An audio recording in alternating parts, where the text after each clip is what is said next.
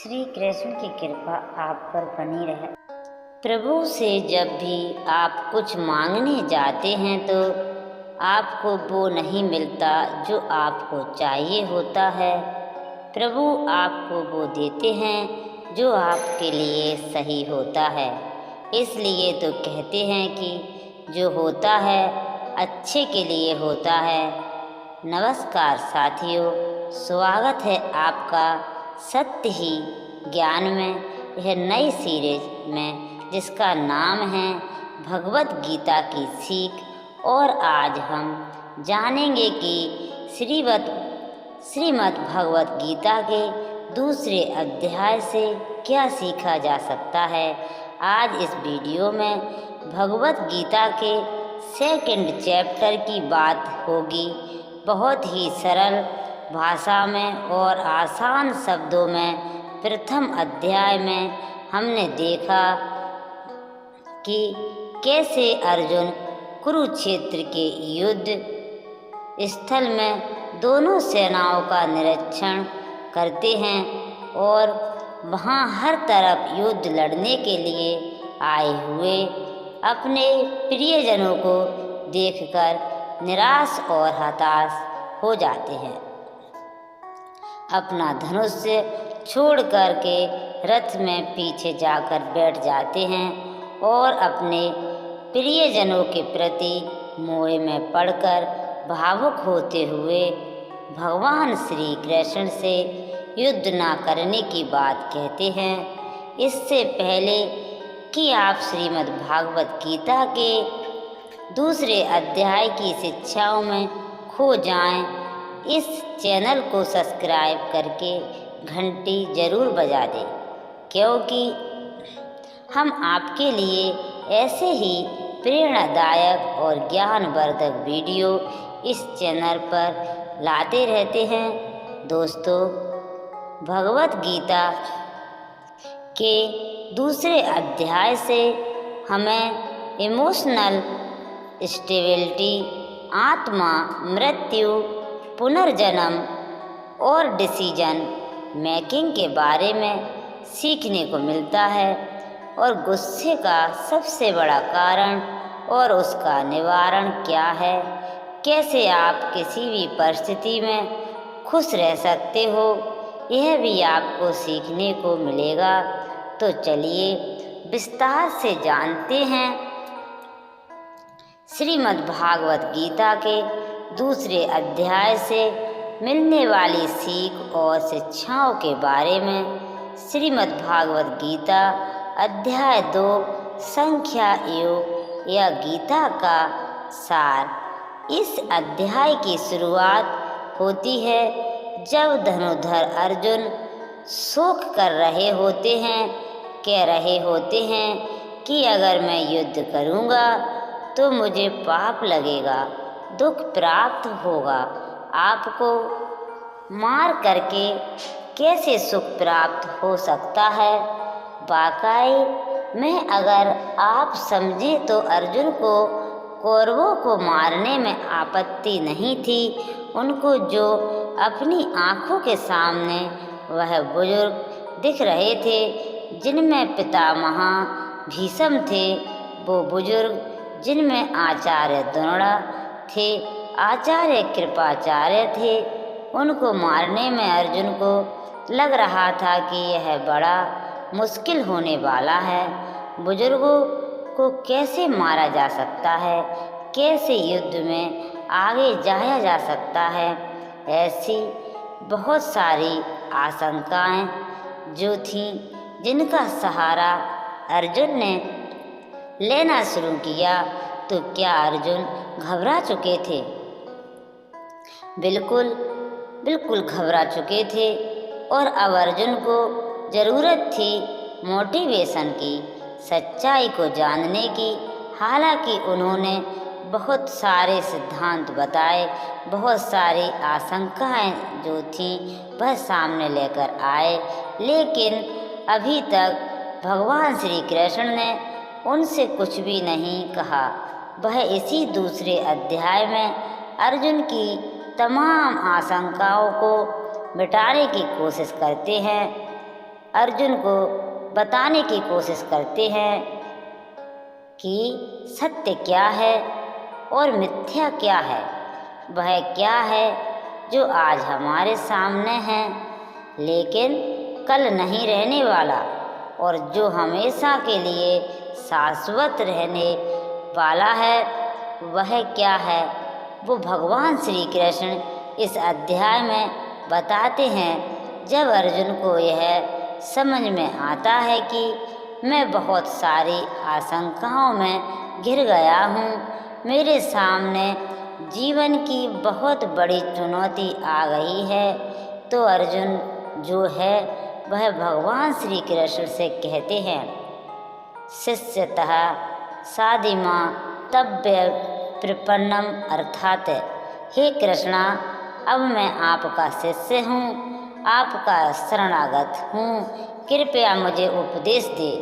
जीवन में जब आप तमाम चुनौतियों में गिर जाते हैं तब आपको समझ में आता है कि जीवन का वास्तविक अर्थ समझने के लिए मुझे किसी योग्य और प्रमाणिक सतगुरु की आवश्यकता है, जो हमें सही मार्ग दिखाकर हमारा मार्गदर्शन कर सकें।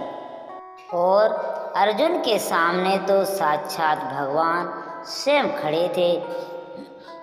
अर्जुन अब तक जिन श्री कृष्ण को अपना केवल सखा मान रहे थे और उनके सामने युद्ध न लड़ने के लिए तरह तरह की आशंकाएं और तर्क प्रस्तुत कर रहे थे, वह अब श्री कृष्ण को अपना गुरु स्वीकार करके स्वयं को उनका शिष्य मान लेते हैं और स्वयं को पूरी तरह से श्री कृष्ण की शरण में सौंप करके उनसे आग्रह करते हैं कि हे कृष्ण, मैं सही और गलत को नहीं समझ पा रहा हूँ, इसलिए मैं आपकी शरणगत हूँ, मेरा मार्गदर्शन करें।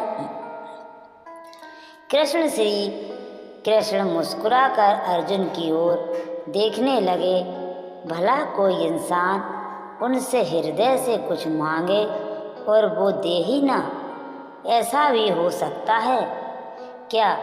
और यहीं से शुरू होता है भगवत गीता का वह दिव्य ज्ञान, जो आपको भी अर्जुन की तरह ही ध्यान से सुनना और समझना चाहिए।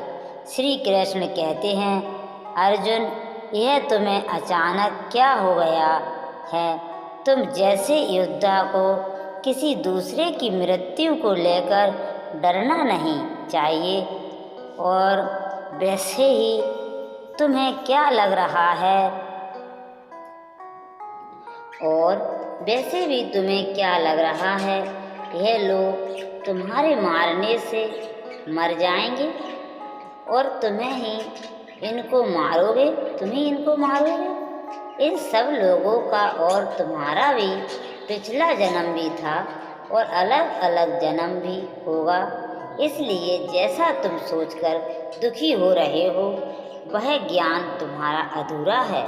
और रही बात इनकी मृत्यु का पाप तुम्हें लगने की, तो यह समझ लो, इनको मारने वाले तुम नहीं बल्कि मैं हूँ। तुम तो उनकी मृत्यु का सिर्फ एक कारण मात्र हो, और यह लोग मरने के बाद मेरे ही पास आएंगे, क्योंकि यह शरीर नहीं है बल्कि आत्मा है, और आत्मा को किसी भी तरह से नष्ट नहीं किया जा सकता। आत्मा तो अगले जन्म के लिए शरीर को उसी तरह से छोड़ देती है जिस तरह से तुम अपने पुराने वस्त्र बदलकर नए वस्त्र पहन लेते हो। आत्मा ना तो कभी मरती है और ना ही उसे कभी मारा जा सकता है। नैनम छिद्यति शस्त्राणि नैनम दहति, पावक न चैन किले दंत अपो न सोस्ति। मारुता अर्थात इस आत्मा को ना तो कभी किसी शास्त्र द्वारा खंड किया जा सकता है, ना अग्नि द्वारा जलाया जा सकता है, न जल द्वारा भिगोया जा सकता है और न ही वायु द्वारा सुखाया जा सकता है। आत्मा तो बार बार नया जन्म लेकर हर बार नया शरीर धारण करती रहती है। यही प्रकृति का चक्र है। हे अर्जुन, जन्म देने वाला और मारने वाला मैं हूँ। अब यह बताओ, क्या तुम किसी मरे हुए प्राणी को जीवित कर सकते हो? अगर तुम मरे हुए को जीवन नहीं दे सकते तो जीवित को भी मार नहीं सकते, क्योंकि जीवन देने वाला भी मैं ही हूँ और मारने वाला भी मैं ही हूँ, और इनकी मृत्यु मैंने तुम्हारे हाथों में लिखी है। जब प्रकृति ऐसे ही चलती है तो भला तुम इसके जिम्मेदार कैसे हुए? हे अर्जुन, जिस क्षत्रिय को जीवन में युद्ध करने का अवसर प्राप्त होता है वह न केवल भाग्यशाली है बल्कि उसका तो धर्म और कर्म ही युद्ध करना है। और अगर तुमने यह युद्ध नहीं किया तो इसका मतलब यह होगा कि तुमने अपना धर्म और कर्म अच्छी तरह से नहीं निभाया और इसलिए तुम्हारे नाम के साथ कलंक जुड़ जाएगा। और तुम्हारे जैसे योद्धा के लिए तो कलंक उसकी मृत्यु से भी बड़ा होता है। जो लोग तुम्हें बहुत सम्मान दिया करते थे वही लोग तुम्हारी बहुत बुराइयां करेंगे, तुम्हारा उपहास करेंगे, तुम्हारी वीरता पर सवाल उठाएंगे। इसलिए हे अर्जुन, तुम सुख दुख, हार जीत और लाभ हानि को छोड़कर अपने विचारों को स्थिर करो और युद्ध के लिए धनुष उठाओ, जिससे या तो तुम युद्ध में मारा जाकर मेरी ही शरण में आ जाओगे, युद्ध में मारे जाओगे, मरकर मेरी ही शरण में आ जाओगे, या फिर विजेता बनकर धरती पर ही सुख भोगोगे। हे अर्जुन, तुमने आज तक जितना भी सीखा है वह मेरे इस दिव्य ज्ञान के आगे बहुत छोटा है। कर्मण बाधिकारस्ते माँ फलेषु कदाचन माँ कर्म फल हेतु भरमा ते सगो असत्य कर्माणि। अर्थात तुम्हें अपने निश्चित कर्मों का पालन करने का अधिकार है, लेकिन तुम अपने कर्मों का फल प्राप्त करने के अधिकारी नहीं हो। तुम स्वयं को अपने कर्मों के फलों का कारण मत मानो, ना ही अरमा रहने में आसक्ति रखो। तुम कर्म करने से पहले ही उसके परिणाम के बारे में सोच रहे हो, जबकि तुम्हें यह जान लेना चाहिए कि फल देने वाला मैं हूँ, कर्म करने वाले हो तुम अपना काम करो और मैं अवश्य अपना काम करूँगा। इस बात पर अर्जुन ने श्री कृष्ण से सवाल किया कि आपने मुझे अपने विचारों को स्थिर रखने यानी कि अपने इमोशंस और थॉट्स को कंट्रोल करने को कहा है, तो यह मैं कैसे करूं? इस पर श्री कृष्ण कहते हैं कि जो व्यक्ति अपने मन की सभी इच्छा और अपने सभी कर्मों के फल के बारे में सोचना बंद कर देता है वही स्थिर बुद्धि कहलाती है। ऐसे व्यक्ति को ना तो स्वयं के साथ बुरा होने से दुख होता है और ना ही किसी अच्छे काम की अत्यधिक खुशी होती है। जिसके मन में हर प्रकार का डर, भावना और क्रोध नष्ट हो गया हो, जो शुभ अशुभ के चक्कर से बाहर निकल गया है, जो इस प्रकार से अपनी इच्छाओं को बस में कर लेता है जैसे कोई कछू खुद को खुद में ही समेट लेता है, उस मनुष्य की बुद्धि स्थिर हो जाती है। क्योंकि अपनी इच्छाओं के बारे में सोचते रहने से हमें वह इच्छाएं अच्छी लगने लगती हैं। इच्छाएं अच्छी लगने लगती हैं तो फिर हम उन इच्छाओं को पूरा करने का मन करता है, परंतु जब उन इच्छाओं को पूरा करने में कोई रुकावट आती है तो फिर हमें क्रोध आता है, और क्रोध आने पर इंसान पागल हो जाता है और फिर वह अपना कर्म और धर्म भूलकर स्वयं ही अपनी स्थिति से नीचे गिर जाता है। परंतु अगर कोई अपनी इच्छाओं को बस में कर लेता है और उनका गुलाम नहीं होता तो उसका अंतर्मन शुद्ध रहता है और उसके दुखों का अंत हो जाता है, और जब उसके सब दुख ही समाप्त हो जाते हैं तो उसकी बुद्धि स्थिर हो जाती है। परंतु जिसकी इच्छाएं और कामना उसके मन से नहीं जाती हैं, मनुष्य कभी शांति नहीं पाता है, और जब शांति ही नहीं पाएगा तो वह खुश कैसे रहेगा। भला उसकी हालत तो उस नाव की तरह होती है जिसको उसकी इच्छाओं की हवा किसी भी दिशा में बहा कर ले जा सकती है। स्थिति स्थिर बुद्धि वाला प्राणी तो उस समुद्र की तरह है जिसमें चाहे कितनी ही नदियाँ आकर मिलें फिर भी उसे कोई फर्क नहीं पड़ता, और इस तरह का स्थिर बुद्धि वाला प्राणी मृत्यु के बाद मेरी ही शरण में आता है। दोस्तों, आप में से बहुत सारे लोग होंगे जो अपने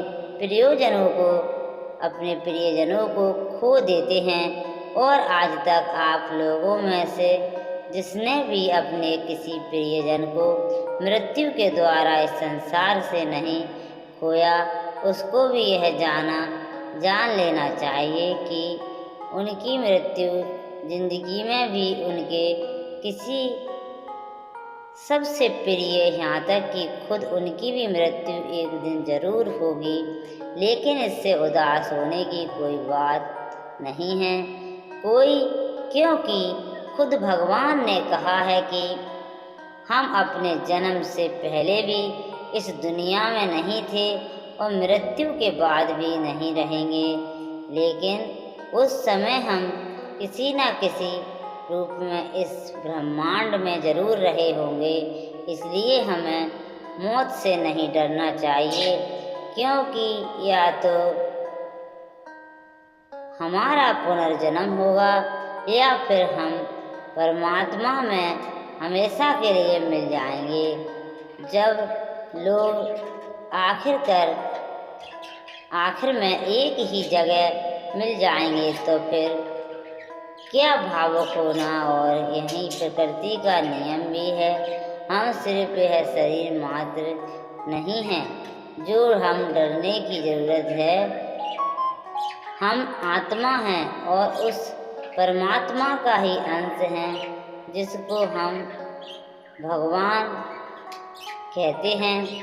और अगर हमें बनाने वाले भगवान हैं तो फिर हमें उनसे ही मिलने का प्रयोजन करना चाहिए। यह दुनिया तो मात्र उस ईश्वर का एक माया जाल है। दोस्तों, अगर मोह में फंसे हम इस मोह में फंस चुके थे और इसलिए कोई डिसीजन नहीं ले पा रहे थे।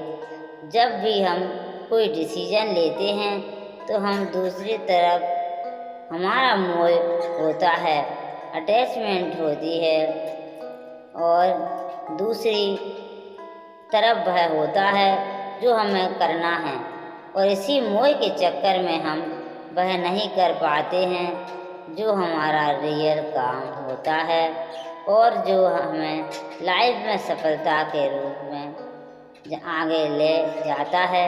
उदाहरण के लिए, अगर आपको घर से बाहर पढ़ाई के लिए जाना हो या अपने सपनों को पूरा करने के लिए जाना हो, घर से दूर जाना हो, दूर निकलना हो,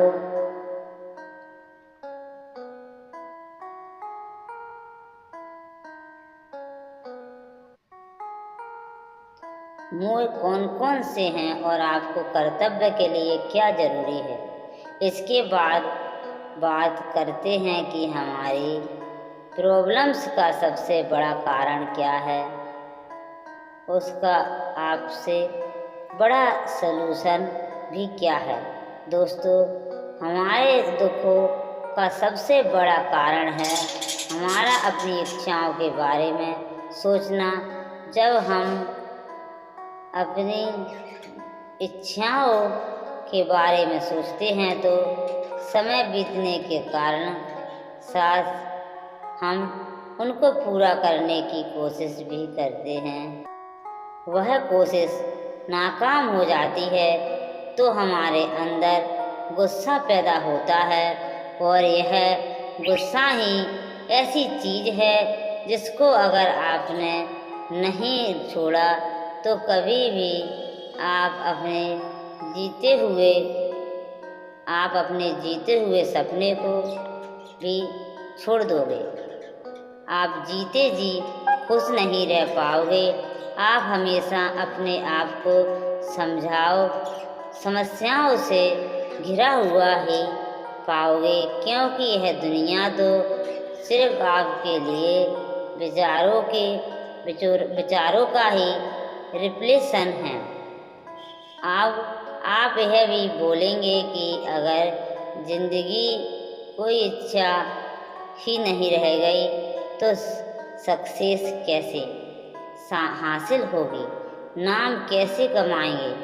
तो दोस्तों, इसके बारे में भगवान श्री कृष्ण ने कहा है कि सबसे पहले आप अपने कर्म को पहचानिए, यानी कि अपने कर्मों ऐसा क्या करना चाहिए जो आपको अपना लक्ष्य प्राप्त करवाएगा, और उसके बाद सफलता होने की उम्मीद असफल होने का डर मन में पैदा किए बिना अपने काम को ऐसे करें जैसे वह काम आप ही बल्कि खुद ही कर रहे हैं, खुद भगवान कर रहे हो। और इस तरह से अपनी हिम्मत कभी नहीं टूटेगी, क्योंकि आपको यह लगेगा कि इस काम के लिए मेहनत में नहीं बल्कि भगवान स्वयं कर रहे हैं। साथियों, उम्मीद है आपको श्रीमद् भागवत गीता के दूसरे अध्याय की यह सरल व्याख्या ज़रूर पसंद आई होगी और आपको बहुत कुछ सीखने को मिलेगा। अगर इस वीडियो में मुझसे कोई त्रुटि हो रही हो, माफ़ करने की कृपा करें। यह वीडियो देखने के लिए थैंक यू। मैं क्षमा प्रार्थी हूँ। मिलती हूँ जल्दी ही श्रीमद् भागवत गीता के तीसरे अध्याय की आसान और सरल व्याख्या के साथ। तब तक के लिए अपना ख्याल रखें। जय कृष्णा।